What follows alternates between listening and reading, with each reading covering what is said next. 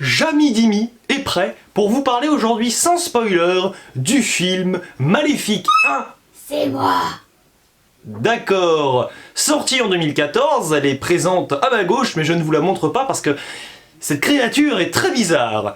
Je suis pas une créature. D'accord, ça risque d'être un peu lourdeau si tu m'interromps à chaque fois. Bon, ce film est sorti donc au cinéma il y a maintenant 6 ans. Le 2 est sorti il y a pas longtemps, en 2019, mais je ne l'ai pas vu. On a donc droit à la première réalisation du monsieur qui s'appelle Robert Stromberg.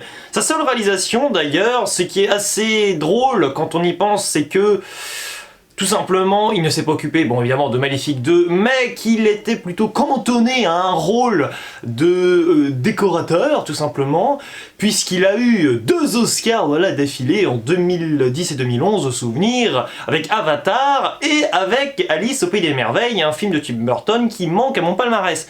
Et ce qui est très drôle avec ce film Maléfique, qui pour moi est juste passable, qui n'est pas très bon, qui n'est pas excellent, il y a quelques points positifs qui me permettent, on va dire, d'affirmer que le film sort la tête de l'eau. Il y a des points très originaux sur lesquels on va revenir, mais malgré tout, c'est surtout le négatif qui s'empare de ce film, dans mon estime, avec du recul. On va quand même noter qu'au casting, on a quand même de très bons acteurs, surtout principalement de très bonnes actrices, notamment Angelina Jolie, voilà, que je ne connais pas très bien, mais qui s'en sort, ma foi, ici très bien. Bon, elle est peut-être un peu trop vieille pour le rôle, enfin vieille, elle est peut-être pas assez jeune pour le rôle qui lui est attribué ici, quoique... Pourquoi pas. On a également une actrice qu'on retrouve dans Harry Potter qui s'appelle Imelda Staunton, qui est dans l'Ordre du Phénix. Maléfique, c'est qui cette actrice dans l'Ordre du Phénix, s'il te plaît, parce qu'il y a un trou là. La grande inquisitrice. D'accord, la grande inquisitrice du ministère de magie. Non, de la magie ? On ne sait pas, c'est pas grave, oui, Maléfique ne sait pas tout non plus. En tout cas, voilà, donc pour les acteurs, il n'y a pas grand chose à dire. Pour les actrices, les acteurs, bon, on va dire qu'ils font le café, ils font ce qu'ils peuvent, mais c'est surtout, malheureusement, dans les personnages, on y reviendra, que les problèmes vont un petit peu s'enchaîner. Le personnage de Maléfique en soi étant très intéressant, parce que le principe, pour moi, du film, c'est qu'il n'y a pas vraiment... Enfin, il y a une adversité, bien sûr, mais il n'y a pas vraiment de grands méchants ou de grandes méchantes. Évidemment, il y a des personnages qui sont insupportables, il y a des personnages qui sont très antipathiques, mais au final, je me suis retrouvé, à titre personnel, dans une sorte, finalement, de neutralité sans nom avec le film. Alors, c'est pas un mal en soi, hein, pas du tout. C'est-à-dire que je comprenais à la fois les motivations d'un bord et à la fois les motivations du bord adverse et du camp adverse, donc c'est très intéressant, mais en même temps c'est un petit peu aussi là qu'on va arriver dans les problèmes, parce que finalement les qualités s'arrêtent un peu là, voilà, hein, bon, c'est que par la suite finalement ces adversités, elles sont quand même très simplifiées, voire on ne les comprend pas. C'est-à-dire qu'à un moment, vous avez, dès le début du film, je ne vous spoile pas, mais il y a une grande bagarre, voilà, c'est la guerre, les humains qui débarquent et qui veulent annexer un territoire, voilà. Bah, j'ai envie de dire que franchement, dans une certaine logique royaliste et territoriale, c'est sûr que c'est tout à fait logique et assez manichéen presque de vouloir conquérir de nouveaux territoires, mais franchement, ça n'apporte pas grand chose. La narration est sans cesse simplifiée également, voilà, par une narratrice qui est en train... Alors on ne sait pas qui c'est, on le comprend à la fin, et le fait de savoir qui c'est, ça n'a strictement aucun sens, c'est terrible. Mais donc voilà, une narratrice qui va vous expliquer ce qui se passe. Alors c'est simple, vous avez l'impression d'avoir une version commentée du film, ce qui est assez désagréable quand même. En plus... La narration, et donc cette utilisation de la narratrice, c'est assez intelligent, c'est qu'avec une telle voix off, ça permet de simplifier encore à nouveau et de zapper quelques détails qui seraient trop longs à expliquer visiblement.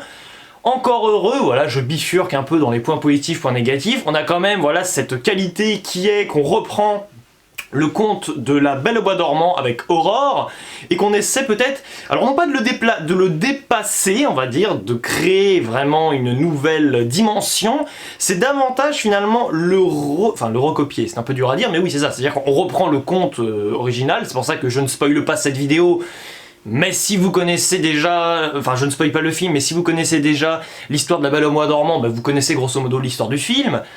Après, bon voilà, on va dire qu'on est plus du point de vue de la méchante, et encore ça reste un petit peu à démontrer. C'est d'ailleurs un peu le problème, c'est-à-dire que le film est tellement du point de vue de la méchante alors qu'il n'y a pas grand-chose à y faire que par moment on est peut-être un petit peu perdu. Il y a des personnages qui ne servent à rien, notamment donc ces histoires de fées, qui ont une mission importante pour un jour J, et qui s'occupent très bien de cette mission pendant très longtemps, et qui le jour J font strictement n'importe quoi sans qu'on le comprenne. Il y a des ellipses et tout simplement des cuts qui simplifient à nouveau, c'est vraiment le mot d'ordre, c'est la simplification de la narration et de la logique du film.